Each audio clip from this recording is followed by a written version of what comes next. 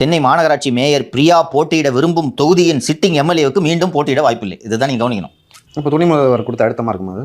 இதில் இந்த வேர்டு படிங்க. பிரியா போட்டியிட எந்த தொகுதியில் போட்டியிடணும்னு பிரியா விரும்புகிறாரோ அந்த தொகுதி எம்எல்ஏக்கு சீட் இல்லை. மாநகராட்சி அதிகாரிகள் கவுன்சிலர்களிடம் மோதல் போக்கை கடைபிடித்த எம்எல்ஏவுக்கு மீண்டும் சீட்டு தர வாய்ப்பில்லை. துப்புரவு தொழிலாளியை வெறும் கையால் கழிவுநீர் அகற்ற வைத்த எம்எல்ஏவுக்கும் மறுபடி போட்டியிட வாய்ப்பில்லை. யார் இது?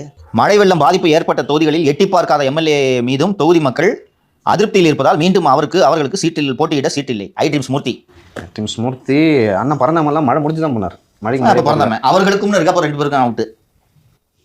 தொகுதி மக்களை சந்திக்க நேரம் ஒதுக்காமல் தன் சொந்த தொழிலை மட்டும் கவனித்து வரும் எம்எல்ஏவுக்கும் மீண்டும் போட்டியிட வாய்ப்பில்லை. ஆடி சேகரா அப்படின்னா கட்சி நிர்வாகிகளிடமும் பொதுமக்களிடமும் நல்ல பெயர் எடுக்காத எம்எல்ஏவுக்கும் மீண்டும் சீட்டு தர வாய்ப்பில்லை.